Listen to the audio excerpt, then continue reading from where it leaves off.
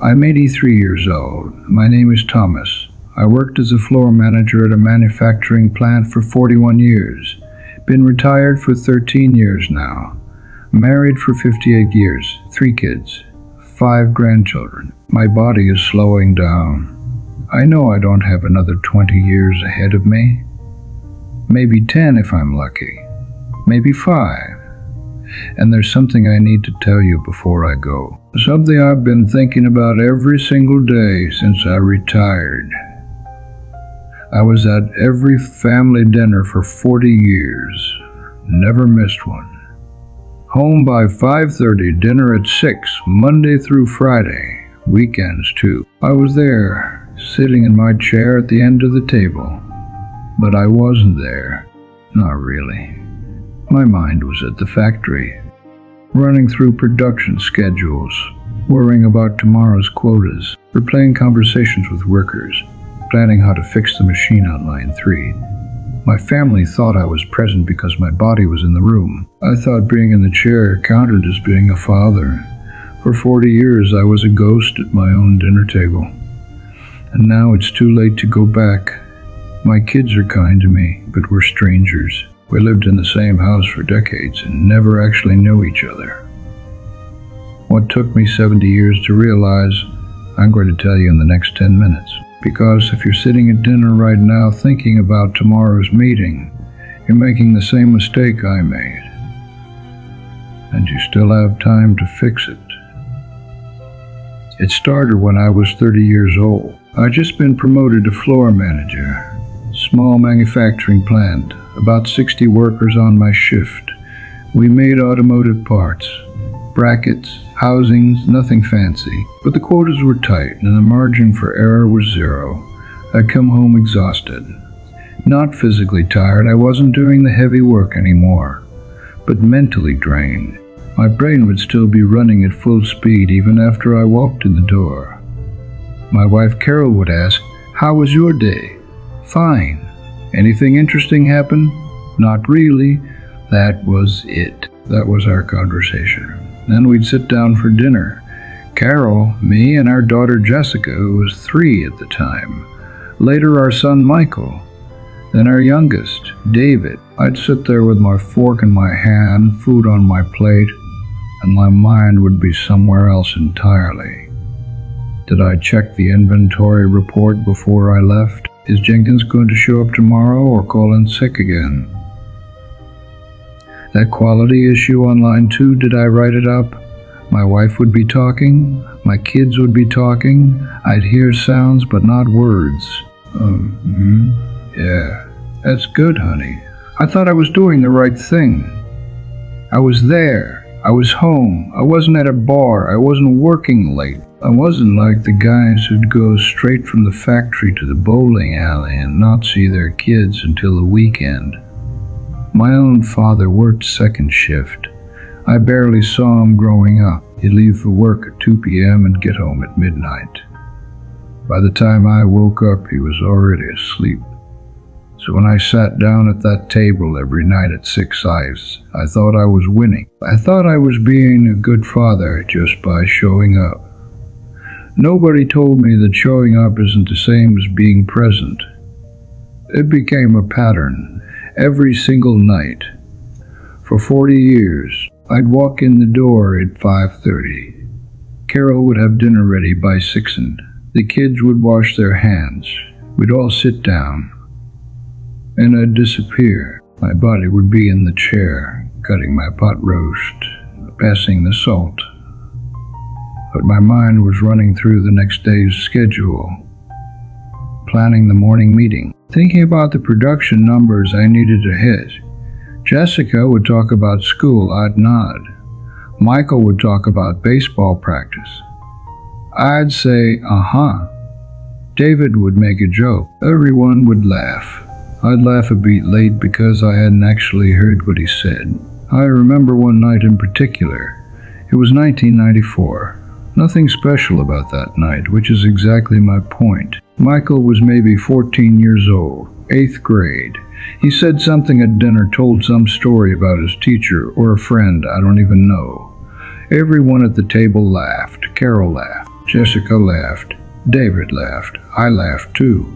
A second too late, Carol looked at me, really looked at me, and she said, quiet but clear, "You have no idea what he just said, do you?" I didn't. "I've been thinking about a machine breakdown on line 4. Whether we'd need to order a replacement part or if the maintenance guys could fix it." I opened my mouth to lie, to say of course I heard, but the look on her face stopped me. I just shook my head. She didn't yell, didn't make a scene, just went back to her food. But something changed in her expression. Something small. A little bit of light went out. Michael looked down at his plate. Didn't say anything else the rest of dinner.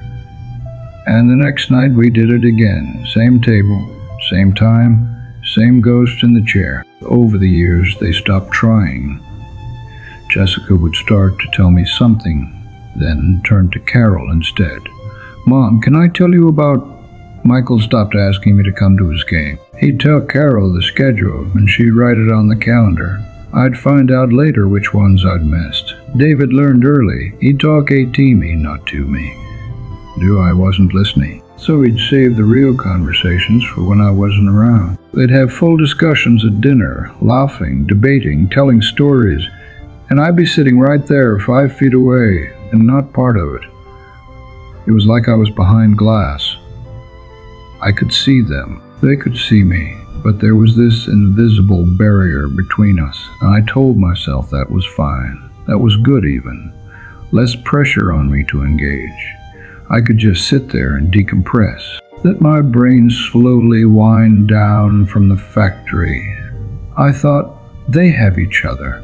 They don't need me for every little conversation. I'm the provider. That's my role. Carol would glance at me sometimes. I'd catch her looking, trying to figure out if I was listening. Eventually, she stopped checking. The kids would reference things, inside jokes, memories, moments that I had no knowledge of, because I'd been sitting right there when they happened, but I hadn't been there. "Remember when Dad said that thing about the chicken?" Everyone would laugh. I'd have no idea what they were talking about. Apparently, I'd said funny things, done funny things, been part of funny moments, but I didn't remember any of them, because in my head, I was at the factory. This went on for 40 years. 40 years of sitting in that chair. 40 years of and "That's nice, honey," and "Yeah, sounds good." 40 years of being technically present. I kept telling myself I was doing fine. Better than my father did. Better than most of the guys at the plant. I was home. That's what mattered. Right? I retired when I was 70. Mandatory retirement age at the company. The first few months were hard. I didn't know what to do with myself. I'd wake up at 5 a.m. out of habit, and then remember I had nowhere to go. Carol tried to help. Maybe we could take a trip, visit the kids. Maybe.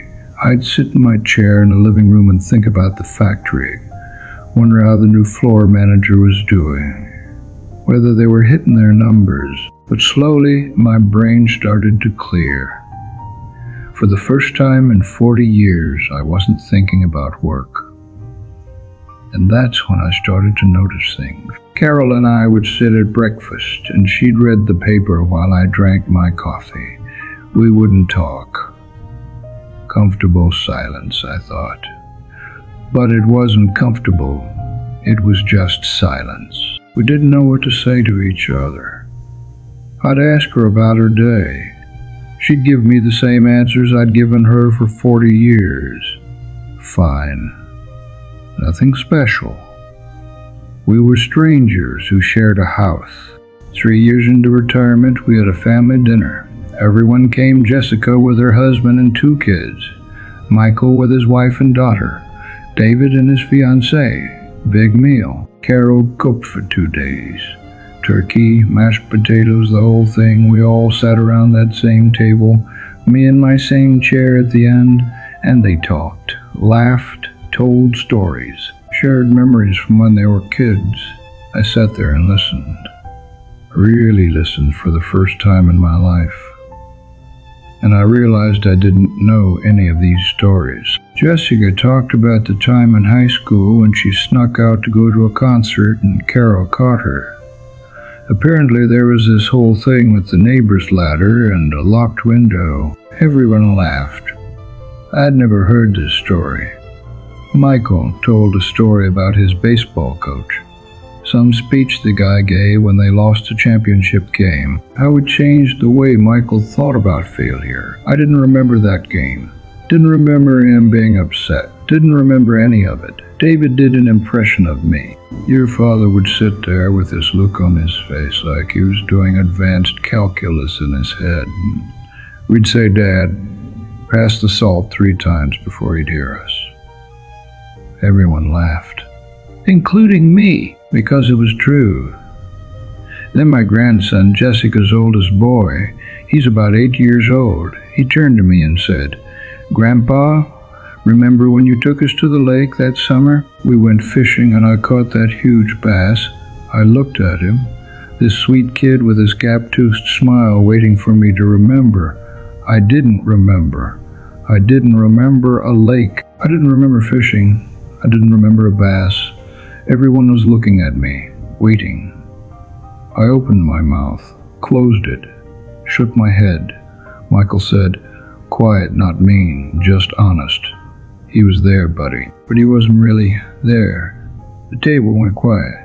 My grandson said, "Oh," looked down at his plate. Jessica changed the subject, started talking about something else. The conversation moved on, but I couldn't move on. I sat there for the rest of that dinner, and it hit me like a truck. I'd been a ghost for 40 years. I'd haunted my own life. I was at the lake. I was at the baseball games. I was at the school plays and the Christmas mornings and the birthday parties. But I wasn't there. My mind was somewhere else. And because I wasn't present, those moments didn't stick, didn't become memories, didn't become anything.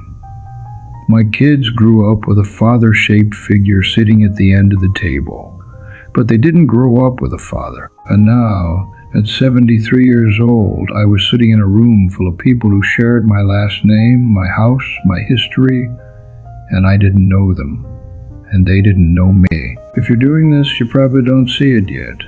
I didn't either. You think you're being responsible. You're working hard to provide for your family. You come home exhausted and you tell yourself that being there is enough, and society backs you up. Everyone tells you that showing up is 80% of parenting, that your kids just need you to be present. But nobody explains that present doesn't mean your body in the room. It means your mind in the moment. I see this everywhere now. I see it in restaurants, fathers scrolling their phones while their kids try to talk to them. I see it in my son. He comes over for Sunday dinner and checks his email between courses. I see it in my grandson's father sitting at soccer games with his laptop open. We've all convinced ourselves that multitasking is productivity, that we can be in 2 places at once, but you can't. Your brain can only be in one place, and if it's at work, it's not with your family. I told myself for 40 years that I was doing better than my father did. He wasn't even home for dinner. I was there every night. But my father worked second shift because he had to. He didn't have a choice. I had a choice. Every single night I chose to leave my brain at the factory. And here's what I didn't understand. Every without listening is a message. Every time you nod without hearing, you're telling your kid, "You're not important enough for my full attention." Every time you sit at the table thinking about work, you're telling your spouse, "My job matters more than you do." You don't mean to send that message. I never meant to. But that's what they hear. That's what they learn. And after enough years of that message, they stop trying to reach you. I did this with all 3 of my kids. Jessica's a therapist now. She works with families. She told me once, a few years ago, that the number one complaint she hears from kids isn't that their parents weren't there, it's that their parents were there, but absent. I'd rather have a parent who works late but is fully present for an hour than a parent who's home all evening but never actually shows up emotionally. I asked her, "Is that how you felt?" She didn't answer right away. Then I learned early that if I needed to talk about something real, I'd wait until you weren't in the room. That hurt. But it was true. Michael told me something similar last year. We were working on fixing his deck, and out of nowhere he said, "You know, Dad, I don't think I've ever had a real conversation with you." I stopped what I was doing. "What do you mean?" "We talk all the time. We talk about things. The weather, the game, projects. But we've never talked about anything real. How you feel, how I feel, what we actually think." He wasn't angry, just stating a fact. And he was right. I'd spent his entire childhood in the same house, eating the same meals, and we'd never once had a conversation that went deeper than surface level, because I'd trained him that I wasn't available for those conversations. David's the one who calls me the least. Maybe once a month. We talk for 5 minutes about nothing. Last Christmas, he told Carol, "I don't really know what to talk to Dad about. We never had much to say to each other." Carol told me later, she wasn't trying to hurt me. She just wanted me to understand. I already understood. I'd been understanding it for years, in little pieces every time I tried to connect with my kids and felt that wall between us. A wall I'd built, brick by brick, dinner by dinner, year by year. Here's what nobody tells you: the distance doesn't happen in one big fight. It happens in 1,000 small absences. It's every time you say aha without listening. It's every time your kid tries to tell you something and you're thinking about work. It's every time you're in the room but not I in the room. Those moments add up. They compound. And by the time you notice, the distance between you and the people you love is too far to cross. My wife is kind to me. My kids are kind to me. We have pleasant conversations. We get along fine.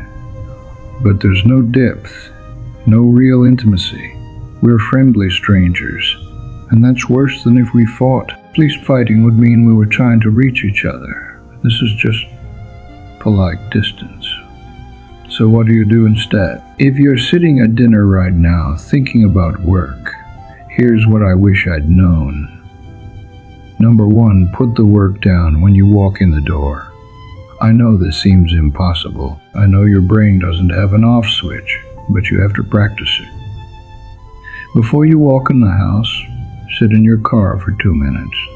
Literally 2 minutes. Close your eyes, take some deep breaths. Let the work thoughts finish their loop. Then make a conscious decision. When I walk through that door, I'm choosing to be here.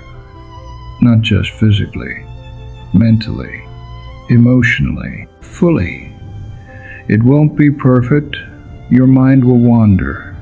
But every time it does, notice it and bring it back.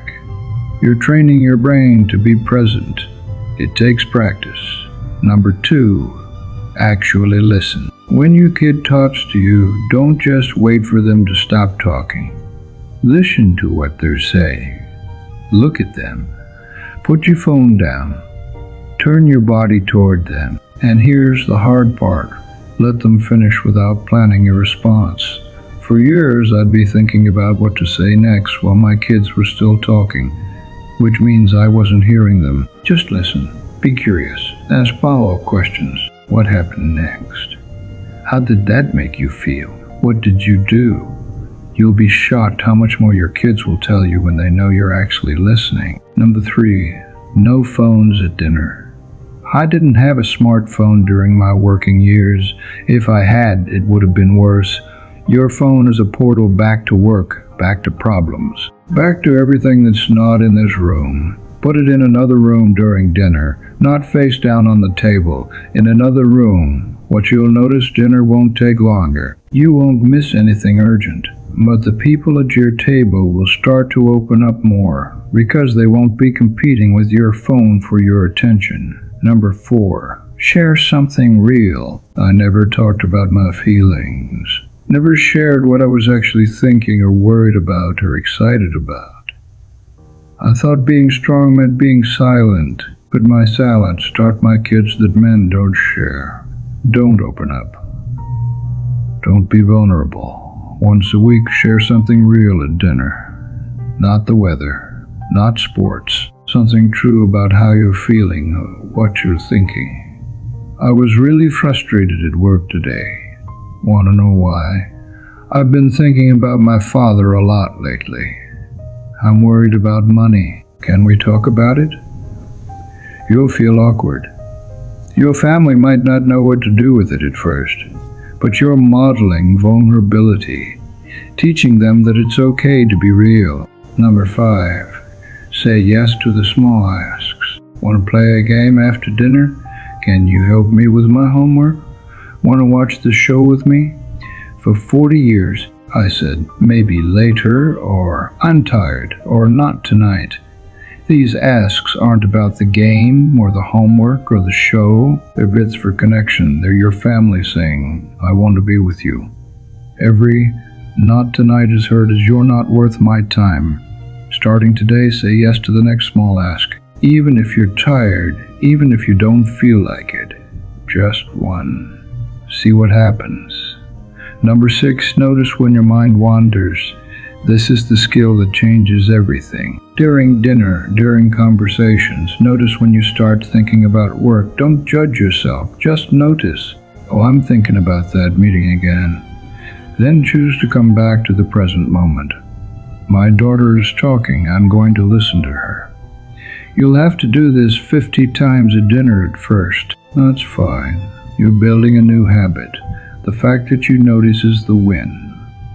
Number 7, apologize and start over. If you've been absent for years, your first attempts at being present will feel awkward. Your family might not trust it. They've learned that you're not available. That's okay. Keep showing up, and if you realize you've messed up, you missed something important, you weren't listening, you checked out, apologize. I'm sorry, I wasn't really listening. Can you tell me again? I'm sorry I wasn't there for you when you needed me. I'm trying to do better. It won't fix everything overnight, but it's a start. I'm 83 years old now, healthy, clear-minded, still here. And I try, I really try. I ask my kids questions. I share how I'm feeling. I put my full attention on them when we talk. But it's awkward. We don't have the foundation. We don't have 40 years of real conversations to build on. We have 40 years of silence. Last Thanksgiving, I was sitting at that same table and I tried to tell a story from my childhood. About my father, actually. Something I'd been thinking about. The table went quiet, not interested quiet, uncomfortable quiet. My daughter Jessica, the therapist, the one who should understand, she smiled and said, Dad, you don't usually share stuff like that. Like I was breaking protocol. I'd spent 40 years training them that I'm the guy who sits at the end of the table and doesn't say much. How I want connection and they don't know what to do with me. My son tries. He asks me questions sometimes, invites me to things. But there's this distance, this wall, and I can see him deciding how much to share, how much to let me in. He's kind, but kind isn't close. Last month I found something. I was cleaning out the garage, going through old boxes, and I found a Father's Day card from 1997. Michael must have been about 17. It said, Dad, thanks for being there. Even when you're quiet, it means a lot. Love, Michael. I sat on the floor of that garage and cried. Because he was trying so hard, trying to make sense of having a father who was physically present but emotionally absent, trying to convince himself that my silence meant something. It didn't mean anything. I was just checked out, and he deserved so much more than that. They all did. I think about this every day. not the big moments. The quiet Tuesday dinners where I sat there thinking about inventory reports while my kids were 5 feet away trying to tell me about their lives. I think about all the times Jessica tried to show me her art and I said, without looking. All the times Michael wanted to tell me about his games and I said, "That's good, buddy," without asking questions. All the times David tried to make me laugh and I laughed a second too late because I wasn't listening. Thousands of moments, thousands of chances to connect. And I was thinking about work. The factory is gone now. Closed down 10 years ago. Torn down and turned into a shopping center. All those production schedules I was so worried about don't exist anymore. All those quotas I was stressed about hitting, meaningless now. But my kids are still here, and the distance between us is permanent. You can't build intimacy at 83 that should have been built at 43. If someone in your life is trying to connect with you right now, stop reading this. I mean it. Stop. Go find them. Right now. If they're at dinner, sit down and actually be there. Put your phone away. Look at them. Listen. If they're in another room, go to them. Ask them about their day and really hear the answer. If they're trying to show you something or tell you something, give them your full attention for 5 minutes. Just 5 minutes of being completely present. You don't need to have some big conversation about being present or apologize for the past. Just show up. Really show up. Starting today. Those little moments you're brushing off while you think about work, those are your relationship. Those are your family. Those are your life. Don't wait 40 years to figure that out. They're still there. Go.